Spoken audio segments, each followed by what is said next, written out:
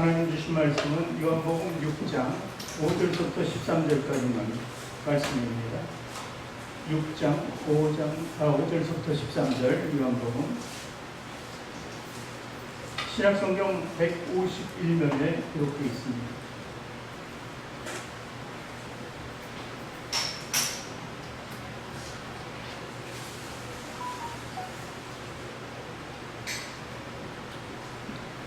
신약성경 151면에 기록되어 있는 요한복음 6장 5절부터 13절까지 말씀 우리 교독합니다. 제가 먼저 읽도록 하겠습니다. 예수께서 눈을 들어 큰 무리가 자기에게로 온 것을 보시고 빌립에게 이르시되 우리가 어디서 떡을 사서 이 사람들로 먹게 하겠느냐 하시니, 이렇게 말씀하시는 신이 어떻게 하실지를 아시고 빌립을 시험하자 하시니라. 빌립이 대답하되 각 사람으로 조금씩 받게 할지라도 200데나리온의 떡이 부족하리이다. 제자 중 하나 곧 시몬 베드로의 형제 안드레가 예수께 여짜오되 여기 한 아이가 있어 보리떡 5개와 물고기 2마리를 가졌나이다. 그러나 그것이 이 많은 사람에게 얼마나 되겠사옵나이까? 예수께서 이르시되 이 사람들로 함께 하라 하시니 그곳에 잔디가 많은지라 사람들이 앉으니 수가 5,000명쯤 되더라. 예수께서 떡을 가져 축사하신 후에 앉은 자들에게 나눠주시고 고기도 그렇게 저희의 원대로 주시다. 그들이 배부른 후에 예수께서 제자들에게 이르시되 남은 조각을 거두고 버리는 것이 없게 하라 하시므로 같이 읽습니다. 이에 거두니 보리떡 5개로 먹고 남은 조각이 12바구니에 찼더라. 아멘. 두 손을 가슴에 얹고 저를 따라 고백하시기 바랍니다. 하나님께서는 나를 사랑하십니다. 하나님께서는 나를 사랑하십니다. 하나님께서는 나를 존귀하게 여기십니다. 하나님께서는 나를 존귀하게 여기십니다. 하나님께서는 나를 축복하십니다. 하나님께서는 나를 축복하십니다. 하나님께서는 내 문제를 해결해 주십니다. 하나님께서는 내 문제를 해결해 주십니다. 믿음의 고백이 되셨습니까? 아멘. 아멘. 우리 앞뒤 저는 저기에 계신 분들과 인사합니다. 당신을 사랑하고 축복합니다. 목사님 사랑하고 축복합니다. 목사님 사랑하고 축복합니다. 사랑하고 축복합니다. 축복합니다. 오늘은 주님의 축사를 받는 성도라는 제목으로 은혜를 합니다. 오늘 본문 보니까 주요 인물이 등장하는데 세 사람을 볼 수 있습니다. 처음에는 빌립입니다. 그 다음에 안드레가 나오고 한 아이가 이렇게 셋이 나오는 것을 볼 수 있습니다. 이 세 사람은 오늘날 믿는 사람들이 세 가지 유형을 보여줍니다. 첫 번째로 유형을 보여주는 것은 빌립을 통해서 좀 부정적인 사람, 모든 면에 있어서 좀 긍정적인 것하고 부정적인 것을 보여주는 사람을 보여주고, 두 번째로 그 부정적인 건 현실적인 면을 가지고 부정하는 것이죠. 그래서 믿음의 세계와는 좀 다른 관점을 가지고 있는 것이죠. 두 번째 안드레는 긍정의 삶을 갖습니다. 그래도 주님 안에서 무엇인가 해보려 하는 수고를 아끼지 않고 최선의 노력을 다하려는 그 모습을 우리가 볼 수 있었습니다. 세 번째, 아이를 통해서 우리가 볼 수 있는 것은 헌신입니다. 자기가 가진 것을 다 내어줄 수 있는 정말 쉽게 하나님께서 원하시는 참으로 대단한 헌신이라고 볼 수 있습니다. 오늘 이 세 사람을 통해서 과연 나는 신앙에 지금 어떤 위치에 서 있나 한번 발견해 보기로 합니다. 스스로 점검해 보는 거죠. 사실 신앙이라는 것, 예배라는 것은 내가 한 주간의 삶을 어떻게 살아왔는지 한번 점검해 보고 거기에 따르는 하나님께 대한 내 태도, 내 삶을 다시 한번 보여주는 것입니다. 나를 다시 한번 돌아보고 그리고 그것을 확신하고 그리고 미래에 나의 삶은 어떻게 신앙적으로 주어지는가 그것을 보는 것이 사실 예배이기도 합니다. 그래서 예배 첫 순서가 그런 마음가짐을 통해서 하나님께 오늘은 정말 내 잘못 살아온 한 주간을 다시 한번 회개하고 하나님께 나의 사랑을 다시 한번 드려야 되겠다, 이런 마음을 가질 수 있어야 됩니다. 그것이 바로 제대로는 그리스도인의 신앙생활이라고 볼 수 있는 것이죠. 어쨌든 오늘 세 사람의 유형을 보면서 우리가 다시 한번 점검하고 정말 하나님께 속한 사람인가, 내가 오늘도 하나님의 일을 하는 사람인가, 하나님의 뜻대로 사는 사람인가를 점검해 보기를 원하는 것입니다. 오늘 본문을 보니까 우리가 살아온 모든 그 인생 속에서 가장 중요한 것이 무엇인가를 발견하게 됩니다.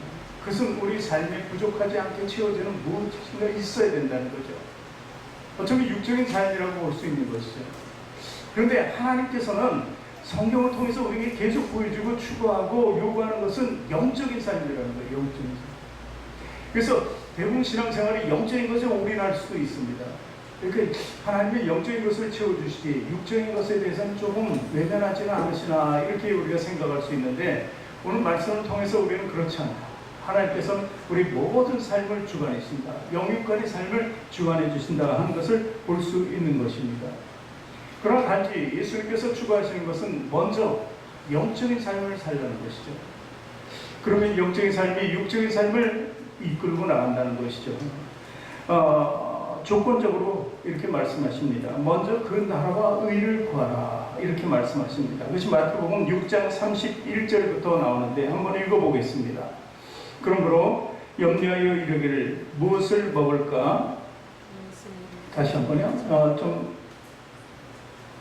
마태복음 6장 31절 말씀 제가 읽겠습니다. 그러므로 염려하여 이르기를 무엇을 먹을까, 무엇을 마실까, 무엇을 입을까 하지 말라.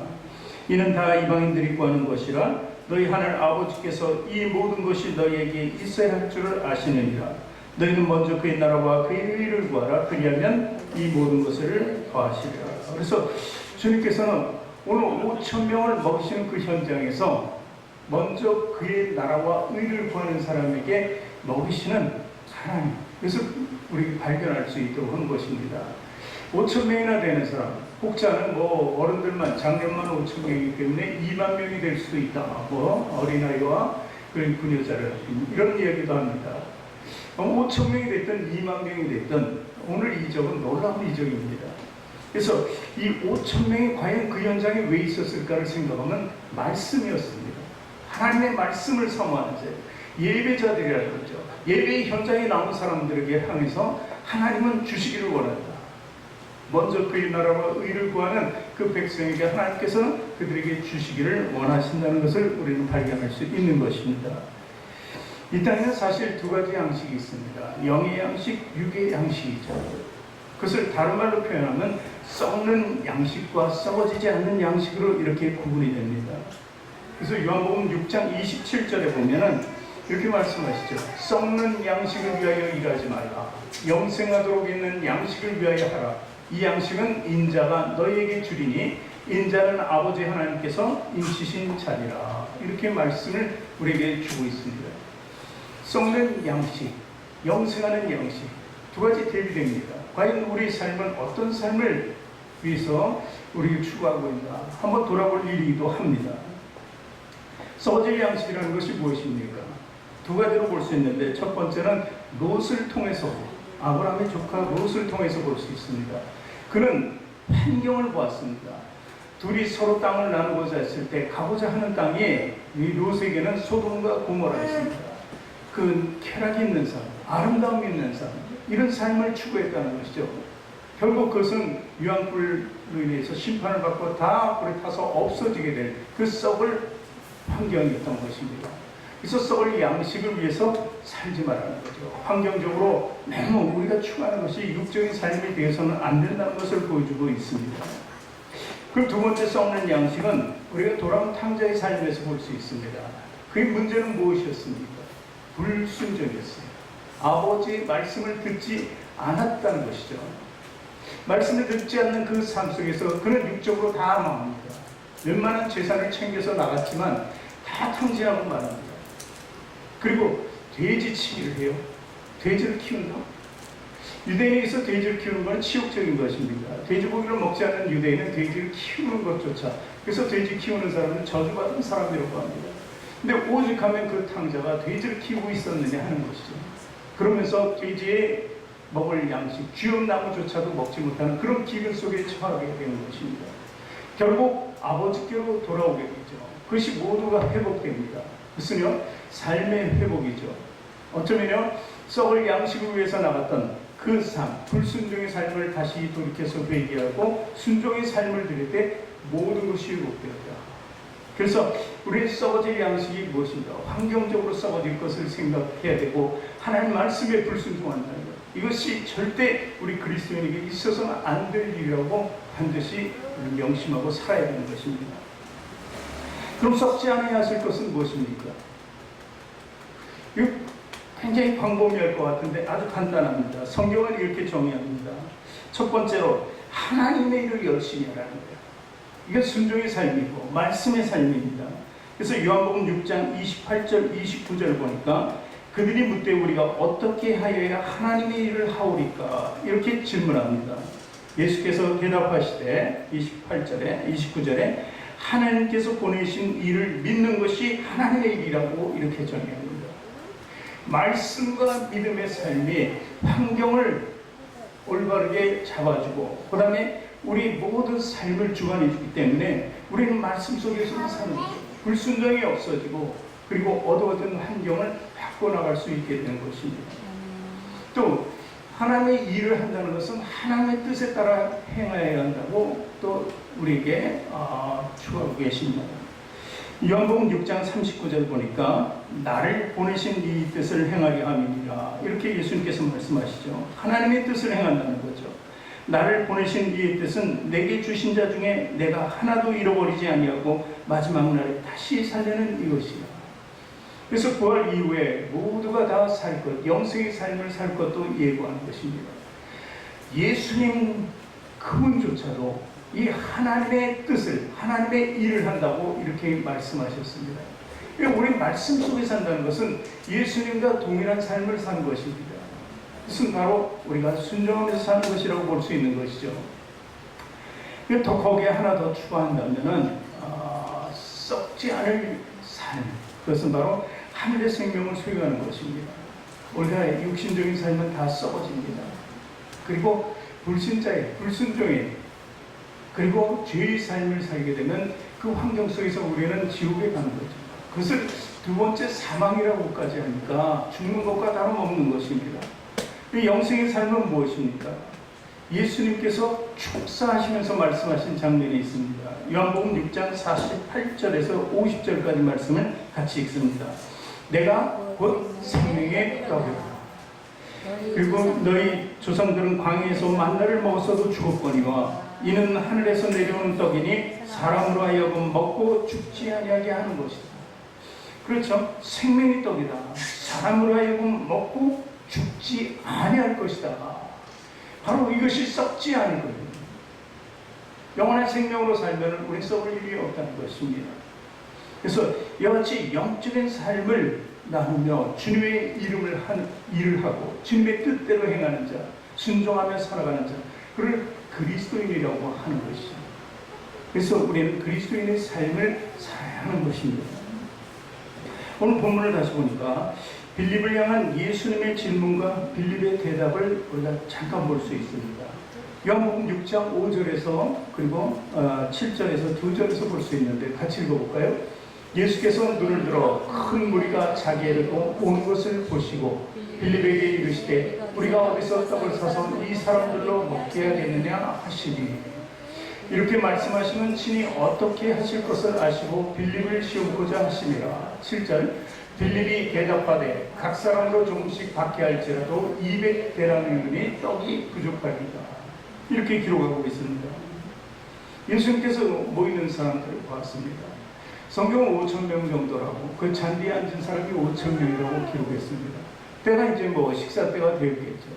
그러니 저들이 지금 모였는데 우선 먹을 것이 있어야 되겠다고 이렇게 예수님께서 말씀하십니다. 근데 빌립은요 다 파악을 합니다. 정확한 파악이죠. 이게 현실적인 삶이고 실제적인 거예요. 이 빌립은 그를 위해서 그 인원이 어느 정도 되고 저 사람들을 어느 정도 줘도 그래도 부족한 것이 200데나리온이다. 200데나리온이면 200일의 품삯입니다. 요즘으로 치면 10만 원씩이 되겠죠. 1일 품삯에 적게 잡아도 그 10만 원이면 200데나리온 200일이면 8개월간 일해야 되는데 어마어마한 돈입니다. 한 끼를 먹는데 그렇게 든다는 것이죠. 그런데 이건 불가능하죠. 전혀 그 돈을 가지고 있지도 않고 그리고 또 먹을 것을 쌓은 사람도 없는 것입니다. 그러니 200데나리온이라는 계산적인 그 논리적인 것을 답을 할 수밖에 없는 것입니다. 그 문제에 파악한 거예요. 와, 예수님께서 지금 질문하신 그 의도는 무엇일까? 그 본질적인 것을 파악해야 되는데 현실적으로만 파악하니까 모든 사람들이 보기에 틀린 말은 하나도 없습니다. 그런데 문제에 답이 없다는 거예요. 예수님이 질문하신 것은 문제를 깨닫고 그러면 답은 무엇인가까지도 요구하셨던 거예요. 그러나 문제만 제시하고 그리고 그 문제의 현실적인 것만 얘기하고 답은 없다고 이렇게 부정적인 것을 얘기합니다. 그냥 안 되겠다고 하면 간단히 부정하는 건데 그 세상적인 이치를 다 들어서 논리적으로 이야기하는 빌립을 볼 수 있습니다. 사실 우리들이 신앙생활에도 가장 우리에게 큰 문제로 다가오는 것이 이것입니다. 내게 발생하는 모든 일들을 논리적으로 생각하고 현실적인 것은 맞춰서 생각을 하는 것입니다.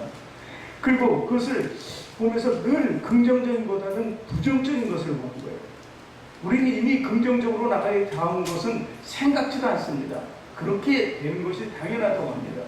근데 부정적인 것이 정말 내가 감당할 수 없는 것이 내게 들어오면은 왜 나한테? 왜 나만?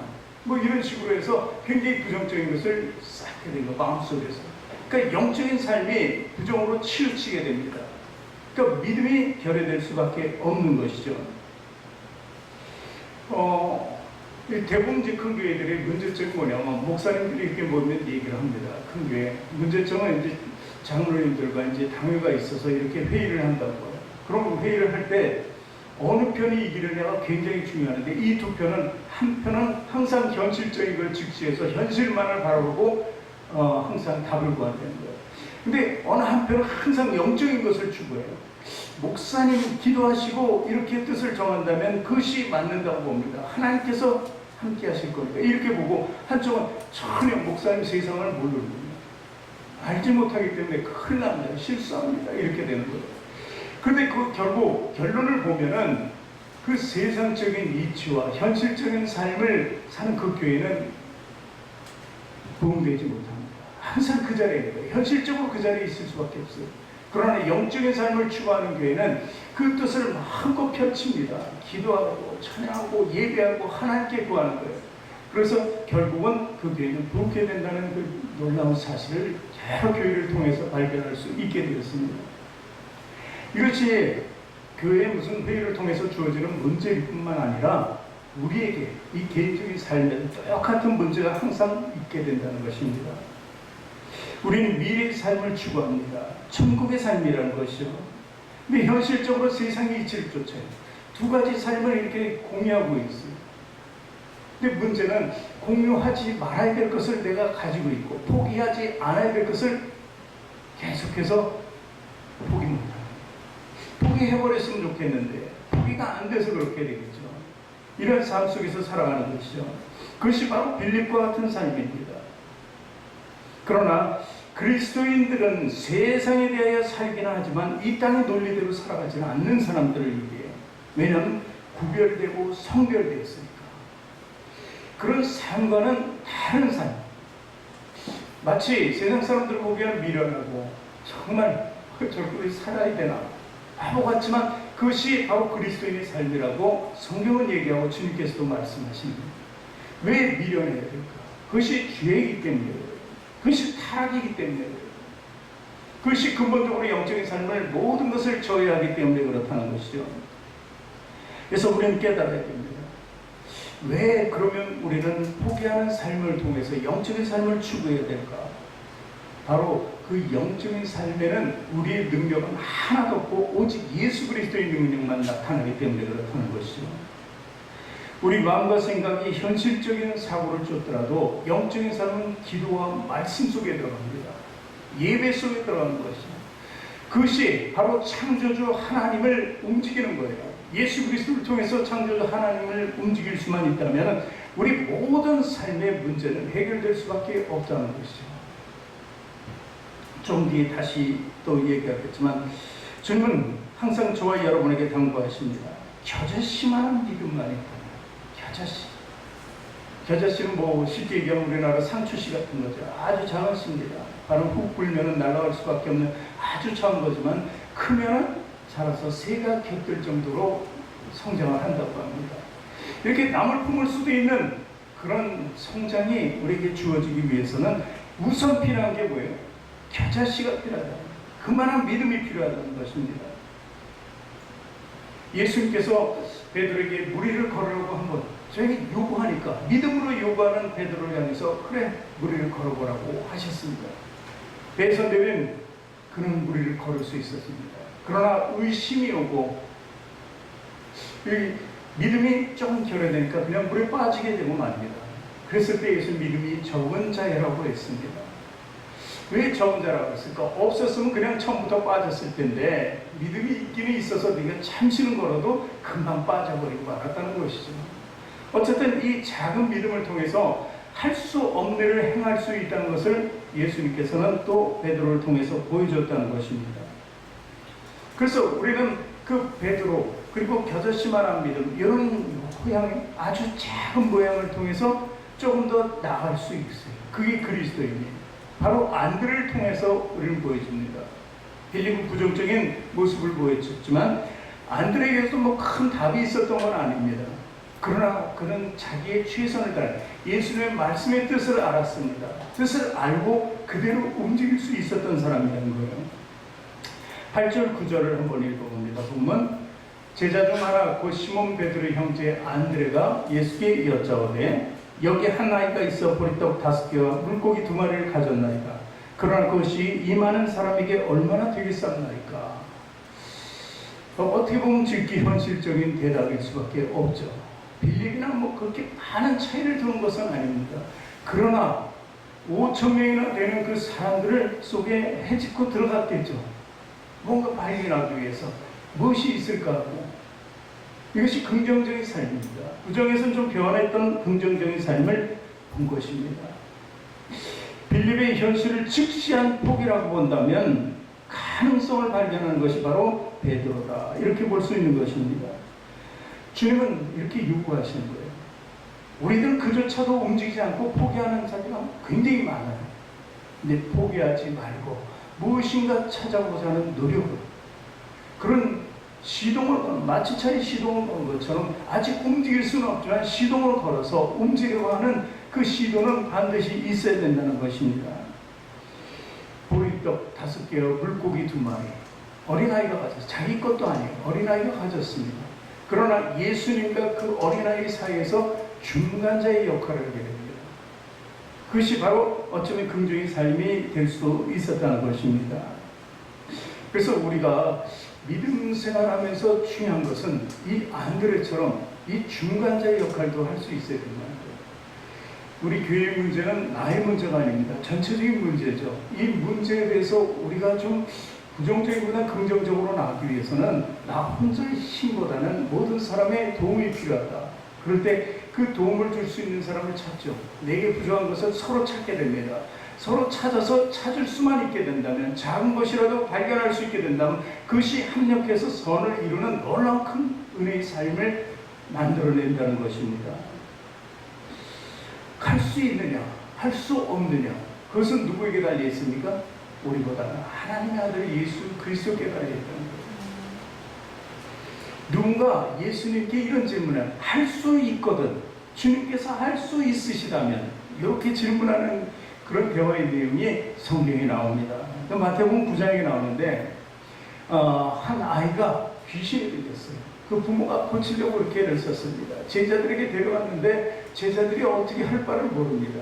뭐 간질병에 걸린 거죠. 이 병에 걸리니까 늘 귀신에 들린 걸로 알아요. 갑자기 쓰러지고 몸부림치고, 그리고 그 표현을 어떻게 하냐면요, 9장 22절 지금 본문 말씀 보니까, 본문이 아니라 말씀 보니까 같이 읽을까요? 귀신이 그를 죽이려고 불가물에 자주 던졌나이다.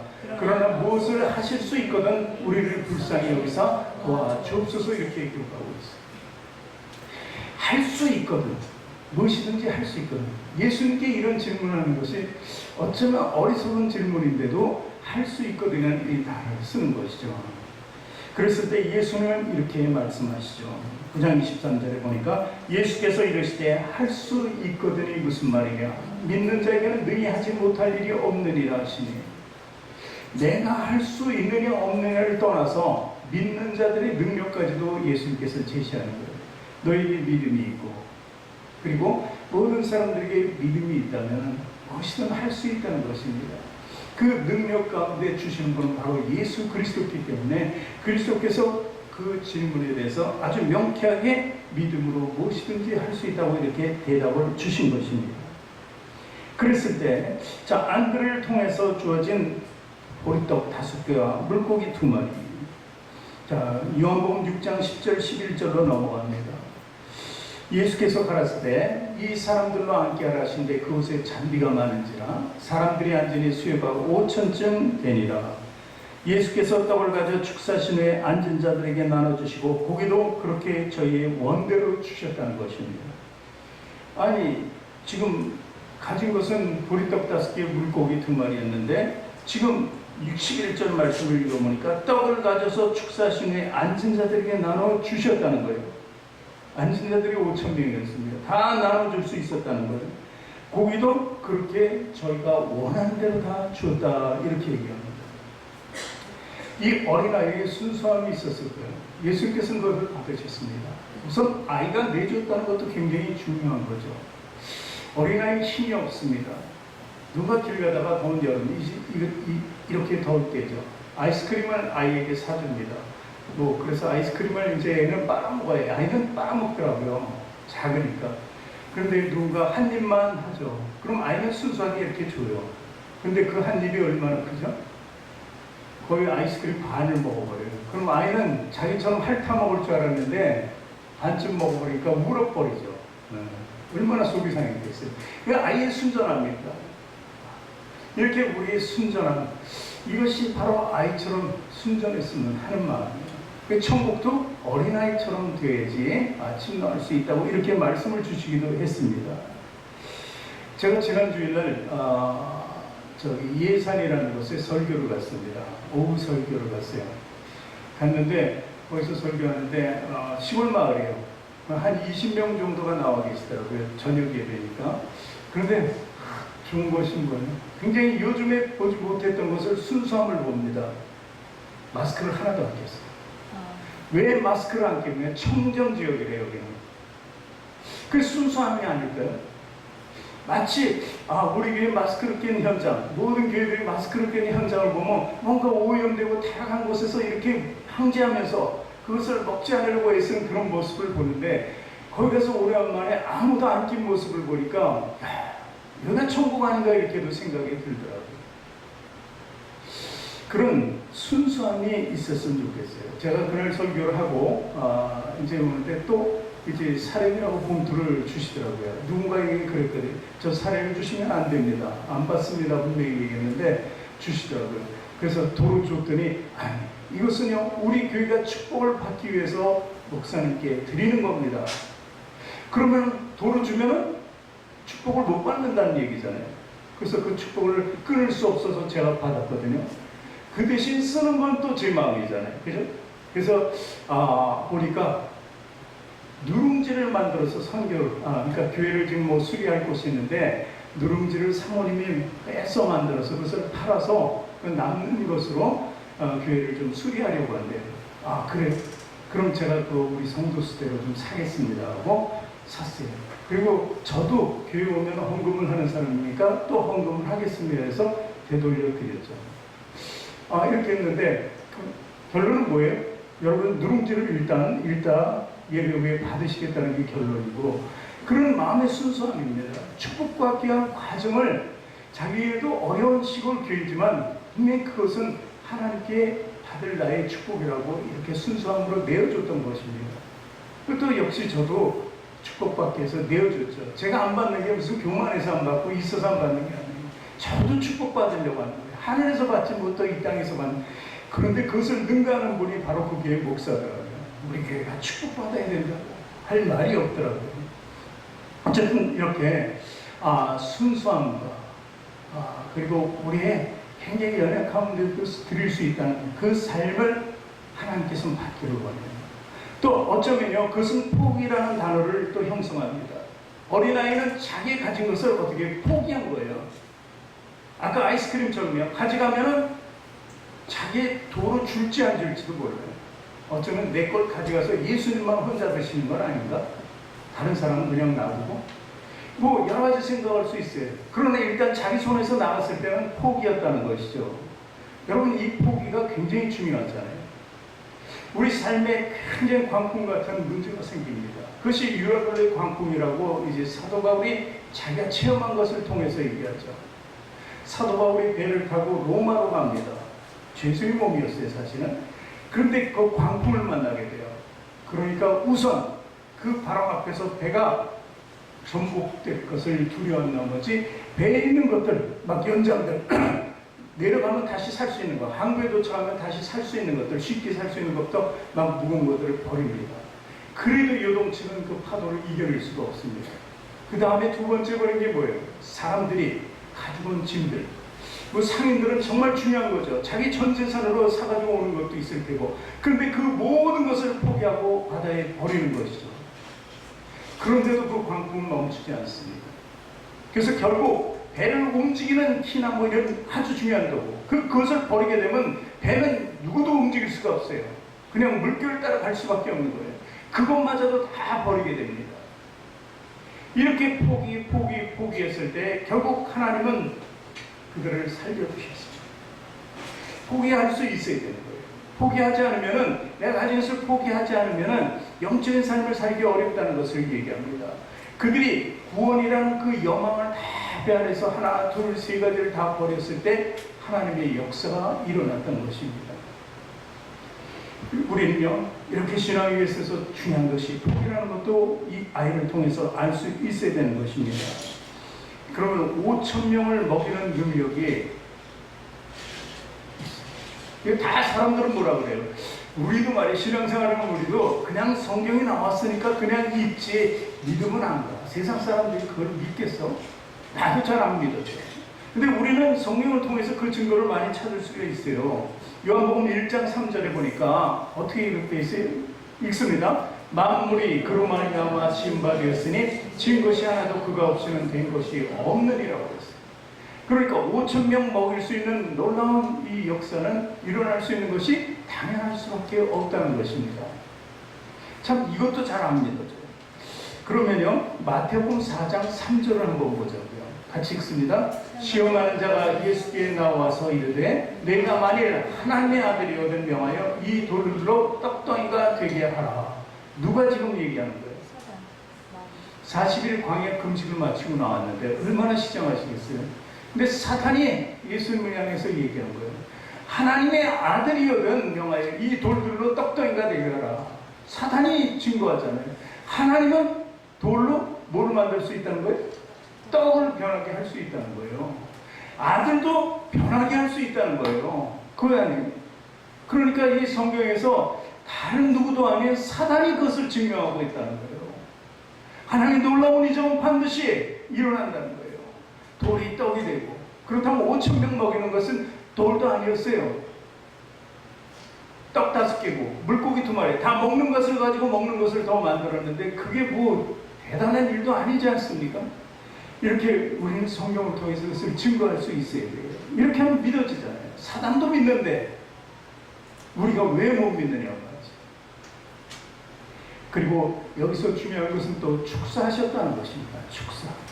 모든 하나님의 은혜 속에 나타나는 우리 문제 해결은 하나님의 축사예요. 이 축사는 하나님께 주시는 우리 맹세나 다름없어요. 하나님의 약속이라는 거예요. 그것을 다시 한번 우리에게 말씀해 주시고 우리에게 선한 일을 해 주신 거예요. 문제 해결을 해 주신 것입니다. 이 축사라는 거 너무 어렵게 생각하지 마세요. 마술사들이 마술을 부립니다. 뭔가 비둘기를 참 어디에다 넣었는데, 이 통 속에 넣었는데 싹 가립니다. 가리고 나서 기압을 탁 줘요. 그러면서 딱 열어보니까 비둘기가 없어졌어요. 이런 거 보셨죠? 이런 거 아주 쉬운 거잖아요. 모자를 가지고 하든 뭐 없는 데서 뭐 비둘기가 나타나고, 그럴 때 다 기압을 넣어줬단 말이에요. 기를 넣어줘요. 사람들이 시선을 끌면서 자기는 뒤에서 다른 속임수를 쓰는 것이죠. 이 기예요. 사단도 우리에게 기를 씁니다. 뭘 줍니까? 우리에게 필요한 것을 이 땅에서 원하는 것이 있으면 다 공급해 줍니다. 그것은 뭐예요? 죄가 된 것이기 때문에 사단이 추구하는 우리 영적인 죽음만 우리가 그 사단에게 들고 가면 그는 있는 것을 다 줘요. 세상의 부귀도 줍니다. 명예도 주고 권세도 줍니다. 근데 그런 사람들이 정작 갖지 못하는 건 뭐예요? 영생을 갖지 못하고 멸망의 길로 간다는 것입니다. 사단이 마술사가 길을 쓰는 것은 우리 멸망으로 이끌어가는 속임수에 불과하다는 것입니다. 그러나 우리 주님께서 주시는 것은 절대 속임수가 아닙니다. 우리에게 생명을 살리시는 영적인 삶이에요. 그 영적인 삶을 공급해 주시는 놀라운 은혜의 말씀이 바로 축사라는 것입니다. 그래서 오병이어이죠. 보리떡 5개와 물고기 2마리, 그 우리 상징을 하늘 수 있는 그 뭔가를 우리 또 연상하게 되는데, 그것이 바로 우리가 3개월에 한 번씩 드리는 게 뭐죠? 성찬이죠. 이 축사는요, 어쩌면 축사의 근원은 예수님의 몸과 피로 이루어졌다는 거예요. 그 죽음을 통해서 나눠줄 수 있는 것. 사람은요, 자기를 죽이면서까지 맹세하지 못합니다. 그렇잖아요. 그런데 예수님은 죽음으로써 우리에게 맹세하고 약속을 지키시고 나눠주시는 거예요. 오늘 보리떡 5개, 물고기 2마리도 마찬가지. 축사라는 그 의미는 예수님은 우리들을 위해서 죽으시러 오셨어요. 그분의 그 능력을 우리에게 이미 나눠주시기로 약속하신 거예요. 왜 축사라는 것은 예수님을 나눠줬다는 것입니다. 어쩌면 영적인 삶과 육적인 삶을 동시에 나눠줄 수 있는 그런 놀라운 은혜가 이 축사 속에 들어있다는 것입니다. 요한복음 6장 12절 13절 마지막 말씀 읽어봅니다. 저희가 배부른 후에 예수께서 제자들에게 이르시되 남은 조각을 거두고 버리는 것이 없게 하라 하시므로 이에 거두니 보리떡 5개로 먹고 남은 조각이 12바구니에 찼더라. 또 남았습니다. 결국 누가 남게 하신 겁니까? 예수님이 남게 하신 거예요. 예수님의 숫자를 잘못했을까요? 나눠자다가 이제 끝, 그러면은 더 이상 창조 안 하셔도 되잖아요. 만들지 않으셔도 돼요. 그런데 분명히 남게 하고 12광줄이나 남게 했다는 거예요. 예수는 대단하지 않으십니까?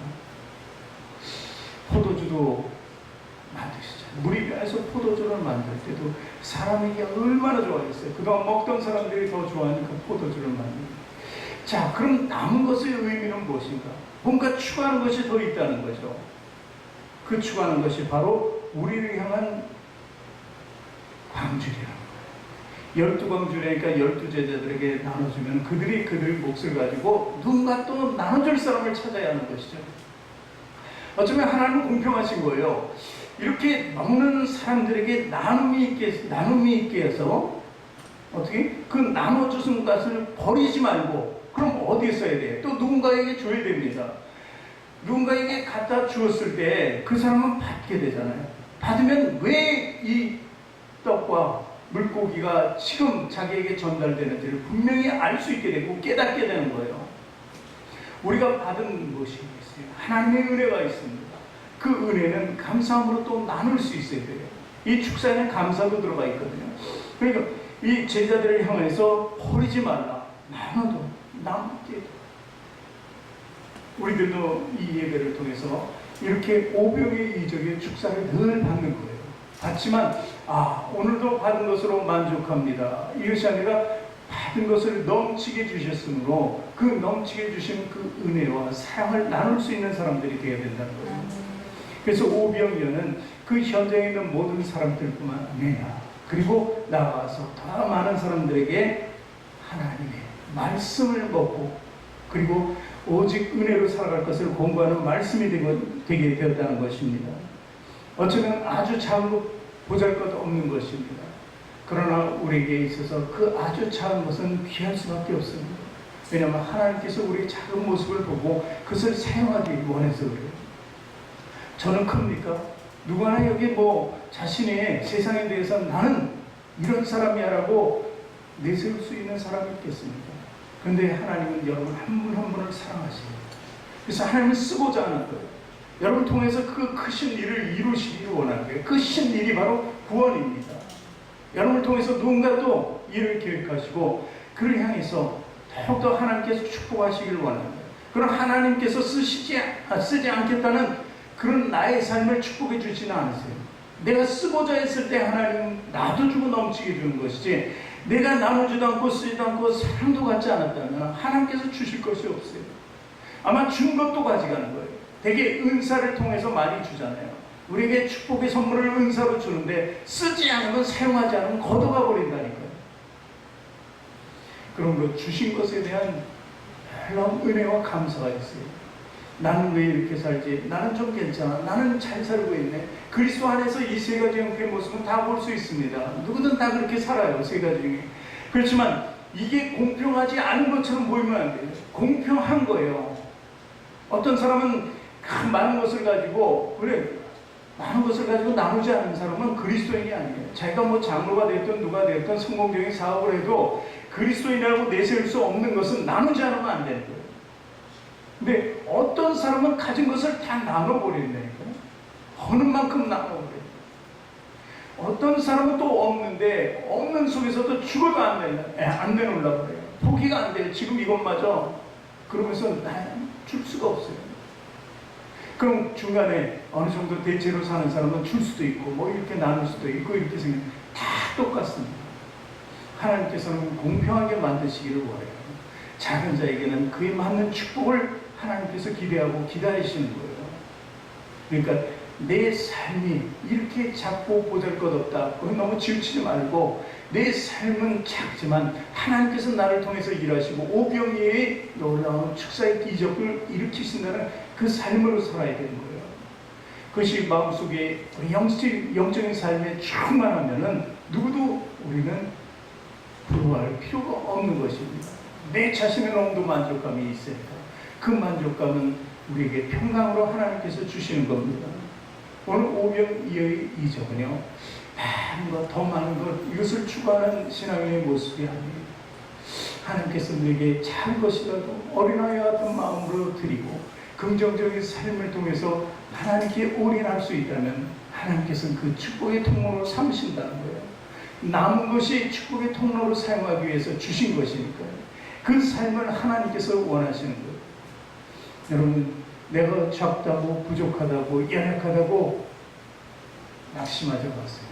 하나님 공평하신 하나님.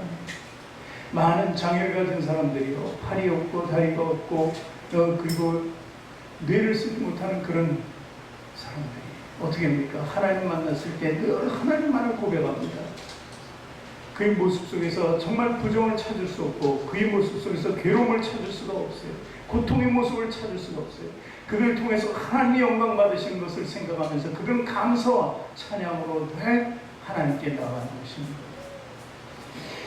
지금 삶의 처지를 여러분 공평하신 하나님이라고 이렇게 말씀하세요. 내게 주어진 이 삶에 공평하신 하나님의 은혜입니다 라고 고백하는 그런 모습이 있었으면 좋겠어요. 그래서 오병이의 이적을 보면서 그 능력 가운데 살아가는 우리 성도들이 다 되기를 원해요. 그런데 큰 능력이 아니라 나를 하나님의 축복의 통로로 삼으시고, 그리고 나 자신에게 그 하나님이 아들 예수 그리스도의 목숨을 주어서 축사하셨다는 것이 우리에게 가장 중요하다는 것입니다.